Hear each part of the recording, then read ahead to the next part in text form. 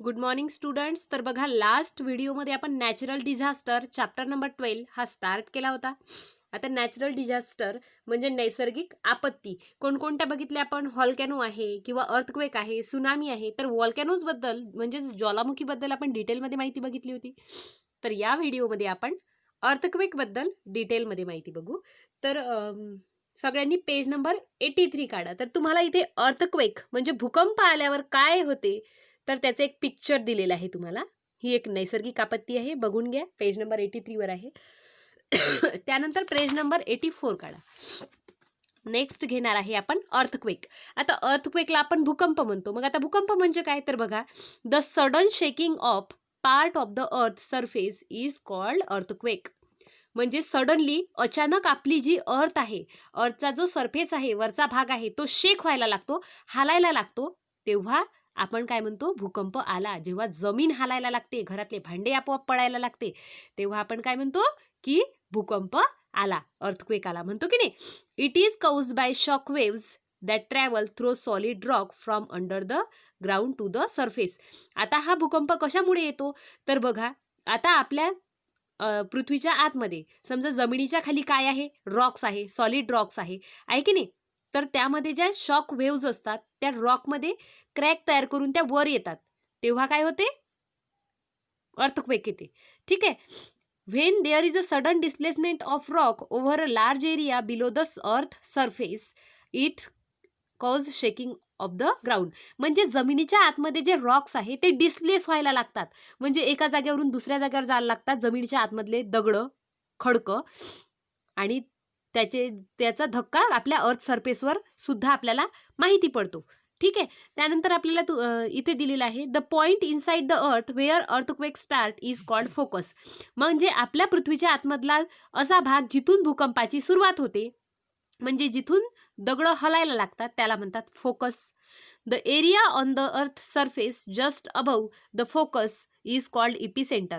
मग या फोकसच्या वरचा जो भाग आहे त्याला म्हणतात इपिसेंटर. आणि मॅक्सिमम डॅमेज म्हणजे जास्तीत जास्त हानी जर कुठं होत असेल तर या फोकसच्या वरचा जो भाग आहे आपल्या पृथ्वीवरचा तिथे होते. तिथे दराड पडतात, जमिनीला भेगा पडतात, जमीन हलायला लागते. म्हणजेच तिथं असणारे झाडं बिडं राहील का? आपण जर तिथं असू तर आपण सुद्धा जिवंत राहू शकू का? नाही. After the first big shaking smaller shakings or tremors अक्युअर.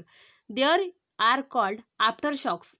तर बघा आता, म्हणजे मोठा भूकंप येऊन गेलेला आहे आणि तेव्हा काय होते? जमिनीच्या आतमधले जे रॉक्स आहे ते हलतच असतात.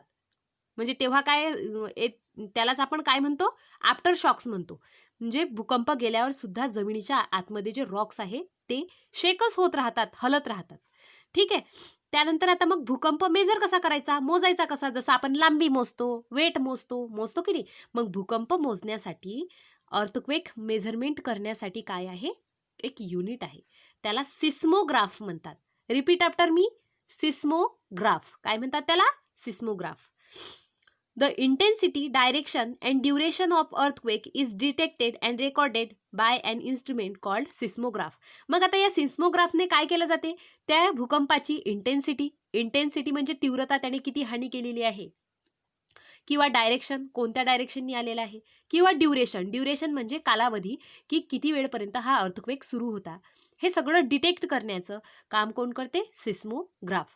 त्यानंतर तुम्हाला रिश्टर स्केल दिलेली आहे, is use to describe the magnitude of earthquake. त्यानंतर इफेक्ट्स ऑफ द अर्थक्वेक. मग आता जर भूकंप आला तर त्याचे काय इफेक्ट होतात? तर इथे तुम्हाला बघा, चित्रामध्ये दिलेला आहे इथे, अ रोड डिस्ट्रॉईज इन अर्थक्वेक. बघा, इथे भूकंप आल्यामुळे काय झालेलं आहे? जमिनीला बघा कशा भेगा पडलेल्या आहे, पूर्ण रस्ता डॅमेज झालेला आहे की नाही. त्यानंतर बघा आणखी काय याचे परिणाम आहे, इफेक्ट आहे अर्थक्वेकचे.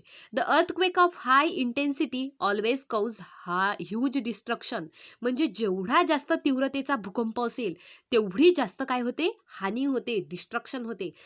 काय काय हानी होते मग याच्यात? काय डिस्ट्रक्शन होते? तर बघा, बिल्डिंग कोलॅप्स, मोठमोठ्या इमारता पडतात भूकंपामुळे. रोड, ब्रिज गेट डॅमेज, जे काय असतात, पुलं असतात, रस्ते असतात, ते सुद्धा खराब होतात. ट्री गेट अपरूटेड, झाडं पूर्ण उखडून जातात, म्हणजे त्याचे मुळं वर येतात.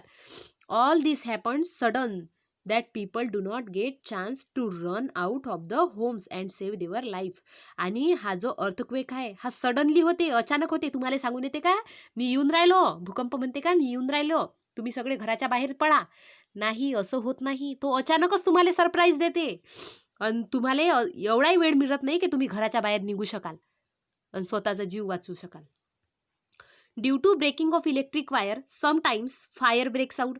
बघा, मग आता भूकंप आला, रस्त्यावरचे खंबे पडले, तर त्याला इलेक्ट्रिक वायर्स असते की नाही?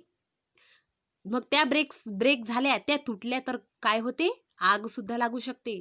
अर्थक्वेक ऑल्सो कॉज लँडस्लाइड, म्हणजे पूर्ण आपली जमीन जी आहे ती उथलपुथल होऊन जाते.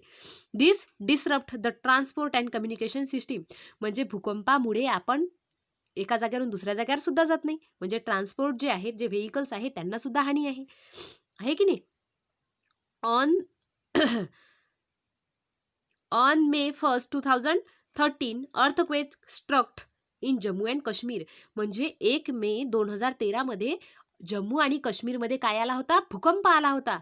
And it cause a huge loss of property. आणि यामध्ये खूप काय झाली होती?